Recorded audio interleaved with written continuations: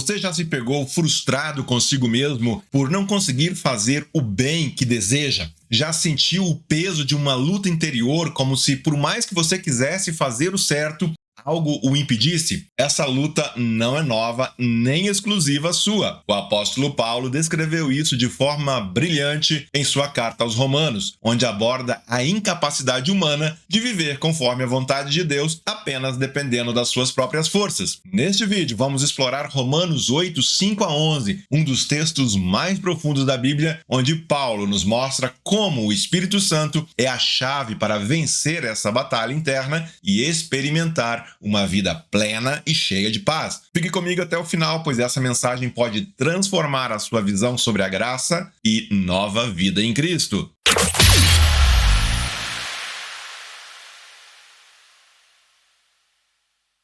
O mundo vive uma crise moral. Sabemos o que é certo, valorizamos o bem, a justiça, a verdade, mas na prática, somos incapazes de viver segundo esses ideais. Paulo descreve isso perfeitamente. Tenho o desejo de fazer o que é bom, mas não consigo realizá-lo. Não é isso que vemos em nós mesmos e também no mundo ao nosso redor? Somos atraídos pelo que é bom, mas ao mesmo tempo incapazes de alcançá-lo. E a pergunta que fica é: por quê? Por que é tão difícil fazer o bem? Hoje, convido você a mergulharmos juntos nessa questão e descobrir como o Espírito Santo é a solução que Deus nos oferece para vencer essa luta. O problema não é que não saibamos o que é certo. Afinal, somos atraídos por tudo aquilo que exalta o bem, o justo e o belo. Amamos leis que promovam a justiça, músicas que enaltecem o amor, frases inspiradoras que nos elevam. Mas, no dia a dia, a realidade é bem diferente. O próprio Paulo descreve essa luta em termos quase desesperadores. Mesmo tendo dentro de mim a vontade de fazer o bem, diz ele, eu não consigo fazê-lo, não faço o bem que quero, mas justamente o mal que não quero fazer é que eu faço. E por que isso acontece? A resposta está na nossa condição natural, caída, pecaminosa, que Paulo chama de carne. Por natureza, somos incapazes de cumprir as leis de Deus, mesmo sabendo que ela é boa. Imagine uma criança analfabeta que recebe o poema mais belo do mundo. Ela reconhece a sua beleza, mas por não saber ler, não consegue acessar diretamente o poema. Assim somos nós diante da lei de Deus, incapazes de vivê-la plenamente, por conta da nossa natureza carnal. Essa é a mensagem central de muitos relatos do Antigo Testamento. O povo de Israel tinha a melhor lei que poderia existir, a própria vontade de Deus, mas ainda assim fracassaram repetidamente. Por quê? Porque conhecer a lei não é suficiente para vivê-la. E a Bíblia não esconde isso. Pelo contrário, os relatos de corrupção, pecado, rebeldia no Antigo Testamento estão ali para nos mostrar que sem Deus ninguém é moralmente superior. Muitas pessoas demonstram verdadeira dificuldade com o Antigo Testamento na Bíblia. Elas manifestam horror diante de tantas coisas feias e imorais descritas ali.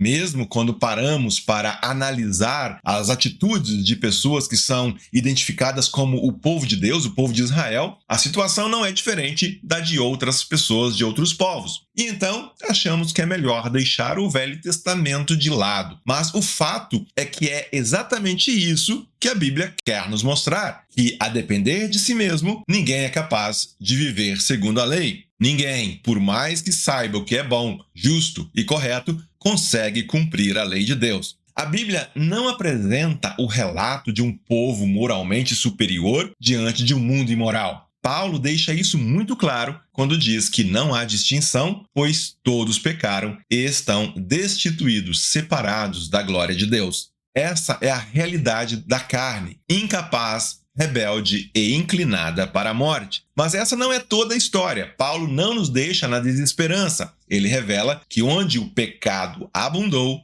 a graça superabundou. Porque aquilo que a lei fora incapaz de fazer por estar enfraquecida pela carne, Deus o fez, enviando seu próprio Filho à semelhança do homem pecador, como oferta pelo pecado, e assim condenou o pecado na carne.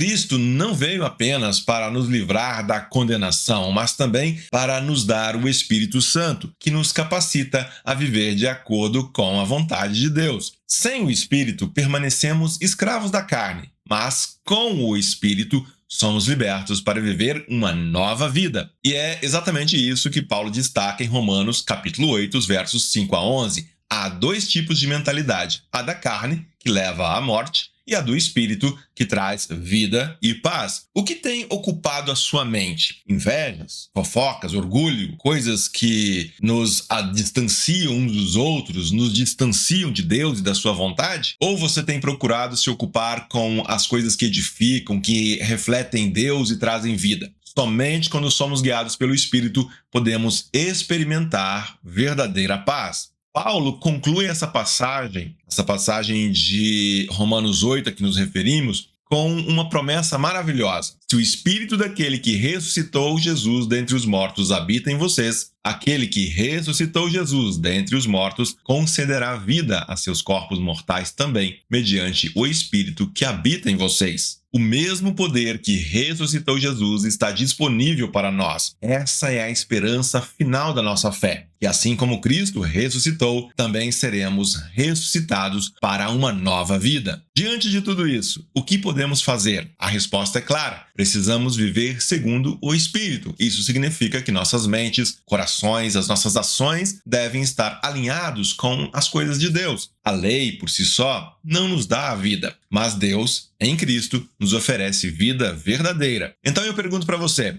com o que você tem ocupado a sua mente? O que tem guiado as suas motivações? Se você quer experimentar a verdadeira paz e uma vida plena, comece pedindo que o Espírito Santo governe a sua vida. Leia a palavra de Deus com frequência, busque pela vontade de Deus e permita que Ele transforme sua mente e o seu coração. E se essa mensagem falou ao seu coração, compartilhe esse vídeo com mais alguém que precisa ouvir isso. E se ainda não é inscrito no canal, inscreva-se agora, ative o sininho para não perder nenhum conteúdo como este. Até a próxima, que Deus abençoe você e seja você uma bênção.